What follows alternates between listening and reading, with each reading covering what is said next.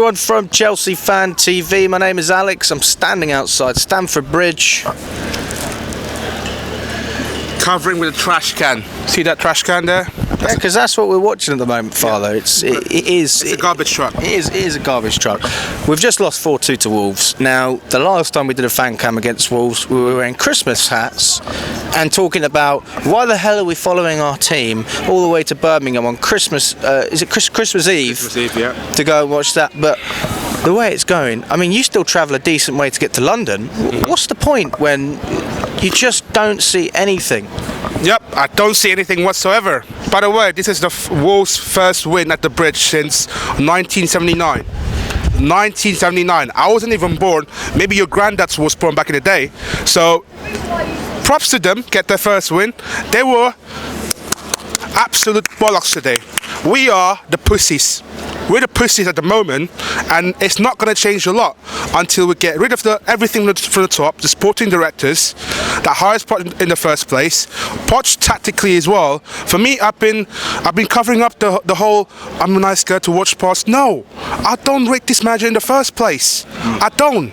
That's the truth of it.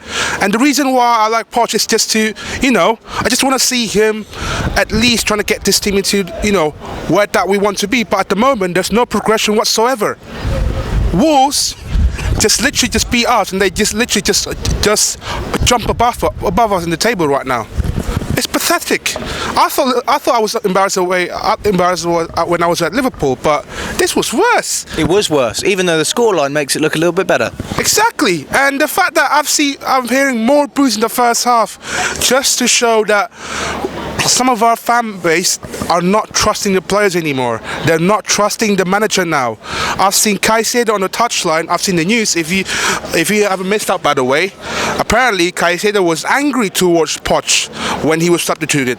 Well, that's a domino effect again from the players now. Eventually, slowly, Alex, players will start to turn on Poch straight away. Just wait. Let's not wait till Villa. Just wait. Time by time, day by day, we'll see some of the PR news. I think the press conference just about now. I don't know what kind of quote that Poch is going to put up, but it's not looking good picture on at the moment, Alex. And the fact that it's interesting you talk about the players as well. Obviously, Enzo Fernandez's dad came out saying that he told Enzo to be patient. Things are going to come good, and great things sometimes take time. But it's very difficult when you're in a position like Fernandez to look at this with any hope, because you've signed a 9-year contract at Chelsea, something like that. His contract is longer than any of the other players within this squad. I mean, if he wants to leave, he can't. So he wants to obviously be part of a winning squad. But where do you look if you want to see the winning formula? That's the thing. Where do you look? The progression as well, because I've seen Enzo Fernandez getting worse on a weekly basis, but at the same time I can't even protect him a lot, because some of the games this season it has been questionable a lot for him. But as well, let's not forget the manager put him in the wrong position as well. So I do feel for Enzo in some sense as well. Let's not forget, two of them, Enzo and Caicedo, were the ones that deactivate their social media account because they cannot be bothered by the criticism by a lot of fan base. Because this season alone, Would you say criticism or hate?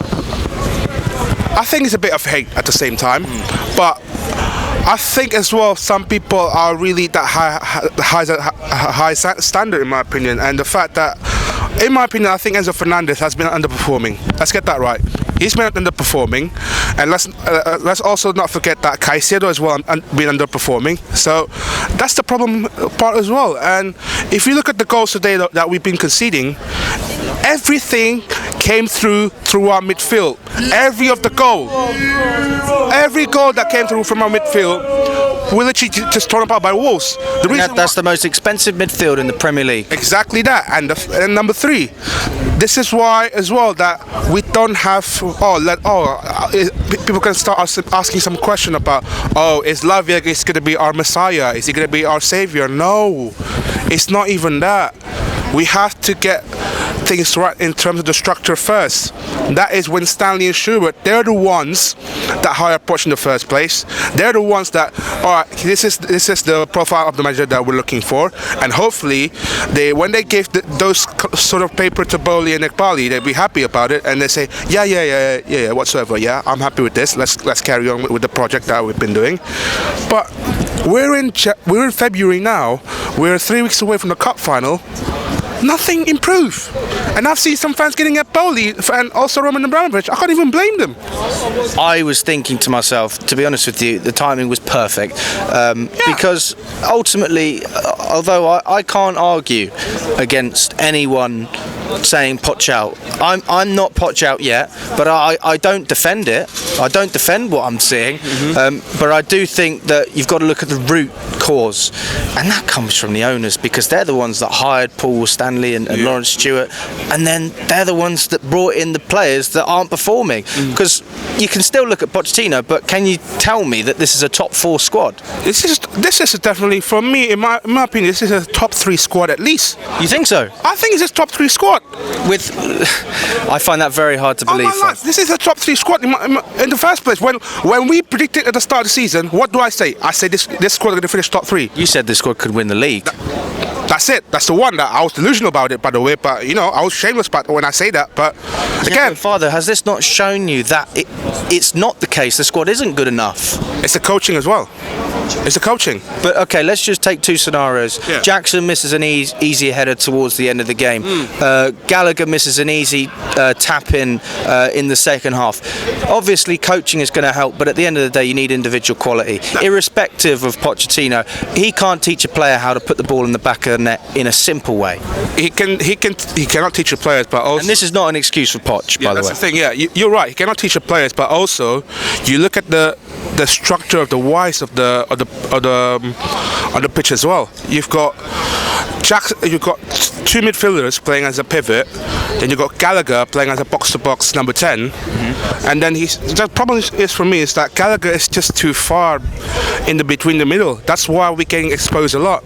In terms of finishing, bro, we don't have any critical finishing player like Diego Costa days. It's been a while. We have seen a serious striker, and goes back to the recruitment as well. What are we doing in the summer? I thought we should be the ones that recovering for what has been a translucent from what happened last season, but then it's just go back to the same old circle again, and I can't see things get any better unless we made some change.